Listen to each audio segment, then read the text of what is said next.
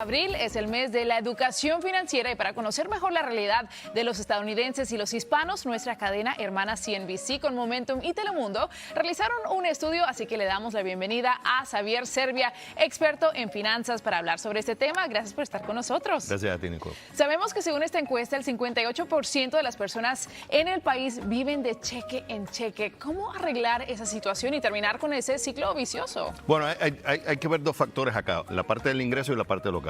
Uno puede ser que el ingreso es bajo por el tipo de carrera que has escogido, por el tipo, la competencia, puede ser incluso hasta discriminación puede existir en el caso, por ejemplo, de las mujeres.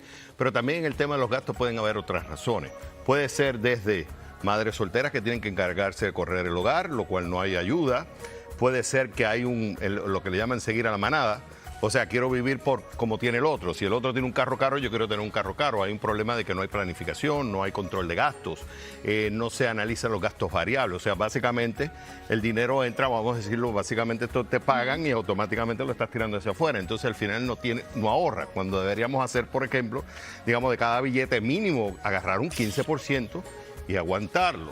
Otro 10% por lo menos para tenerlo en emergencia, o 20%, y el otro restante entonces lo tiras, lo gastas. Pero ¿cómo cambiar esa mentalidad? Porque obviamente son hábitos, pero es muy fácil decir lo voy a hacer y después otra cosa es hacerlo. Bueno, para cambiarlo hay que empezar con disciplina. La gente no quiere ese plan. Es interesante porque la gente planifica, y he visto casos de personas que planifican durante un año el viaje del año siguiente o el cumpleaños de su hijo del año siguiente. Lo planifican, dónde va a ser, cómo va a ser, qué globos vamos a poner, qué colores vamos a tener.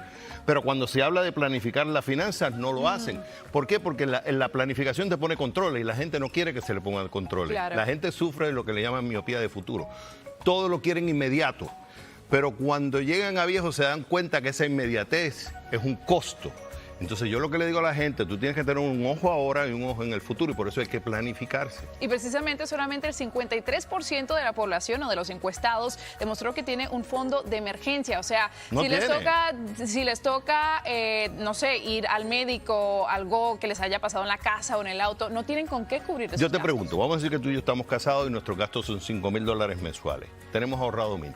¿Qué pasa si mañana a ti te despiden y yo me enfermo, me da cáncer o tengo un problema y no tenemos ingresos? ¿Cómo vamos a cubrir esos $5,000 mensuales? Hay un serio problema. Tras estadísticas han hecho preguntas a la gente. Si tú tienes una emergencia mañana y necesitas $1,000, entre el 40 y el 60% responde que no tiene dinero disponible. ¿Dónde van? A las tarjetas de crédito. Entonces se va creando un efecto dominó. Ahí aumenta las deudas, aumenta el servicio de las deudas. Otra razón por qué la gente vive paycheck, paycheck. Claro. Nicola, hay que entender también que hay gente que está sobreviviendo. El que está sobreviviendo está claro, pero la mayoría de la gente no está sobreviviendo. En La estos gente está tiempos de inflación malgastando. también es muy difícil, pero otro tema que estabas hablando es que las mujeres también, según esta encuesta, tienen menos ahorros que los hombres. ¿Cómo empoderar a las mujeres para que ellas también sean independientes, que busquen también esa educación financiera sobre cómo invertir el dinero para que trabaje por sí solo? Bueno, dividirlo. Yo tengo que aumentar los ingresos, pero tengo que controlar los gastos. Yo lo que no puedo seguir es viviendo pensando que aumento los ingresos y aumento los gastos a la misma vez.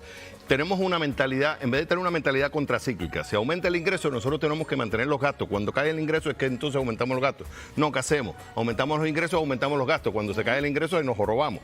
Entonces lo que tenemos que empezar a hacer es tomar una visión arquitectónica de nuestras finanzas. Hay que ser responsables porque en esta sociedad se privatizan las ganancias y se privatizan las pérdidas. Sí. No van a venir a rescatarte después como rescatan a los bancos grandes. Claro. Te vas a tener que rescatar tú. Por eso es importante el ahorro, por eso es la planificación y la inversión, que eso es otro tema que podemos hablar en otro momento. Y seguramente vas a estar con nosotros también para seguir hablando de eso. Javier, muchas gracias por estar con nosotros. Para mí fue un placer. Gracias.